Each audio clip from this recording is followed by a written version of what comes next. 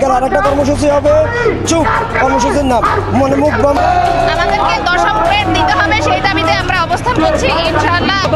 আমরা যে বারবার বলি যে টেকসই উন্নয়ন, টেকসই উন্নয়ন, টেকসই উন্নয়ন কি প্রাথমিক শিক্ষা উন্নয়ন ছাড়া কি টেকসই উন্নয়ন কখনো সম্ভব হবে?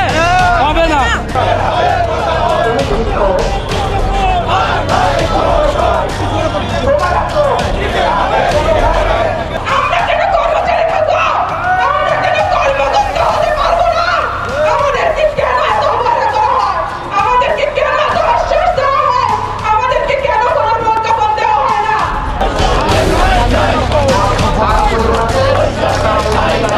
এখন পর্যন্ত আমাদের দুইটা কর্মসূচি আছে, এখানে শাহবাগ অবস্থান কর্মসূচি এবং বিদ্যালয় পর্যায়ে পূর্ণ দিবস কর্মসূচি, এই দুটাই চলছে আপাতত।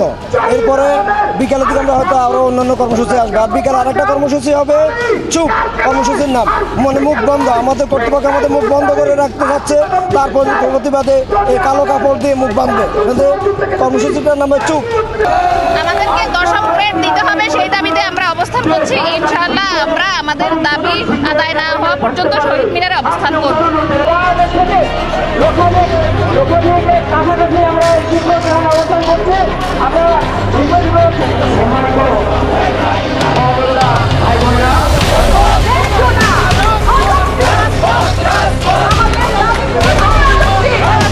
গতকাল তো আমরা শান্তিপ্রিয়ভাবে আন্দোলন করছিলাম, আমরা পথযাত্রা করে শাহবাগে গিয়েছি, সেখানে হঠাৎই কোনো কিছু বুঝে ওঠার আগেই আমাদের উপরে হামলাটা হয়েছে।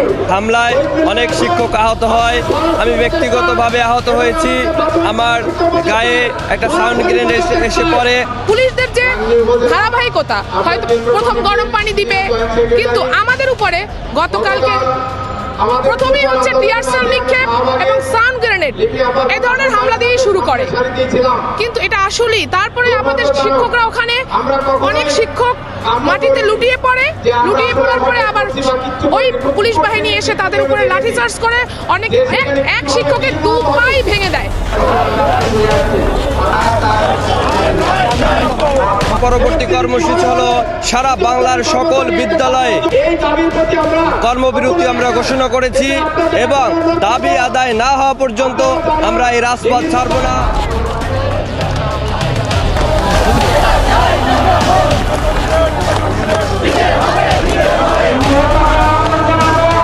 আমাদের কিছু শিক্ষককে শাহবাগ থানায় আটক করা হয়েছে এবং 50-এর অধিক শিক্ষক ঢাকা মেডিকেলে তারা আহত অবস্থায় আছে।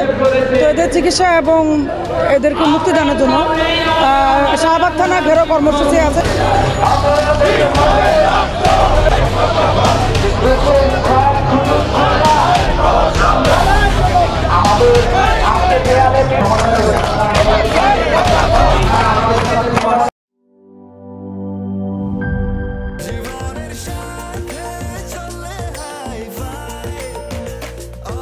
স্বাস্থ্যকর অল টাইম, সব সময় অল টাইম হেলদি লাইফ।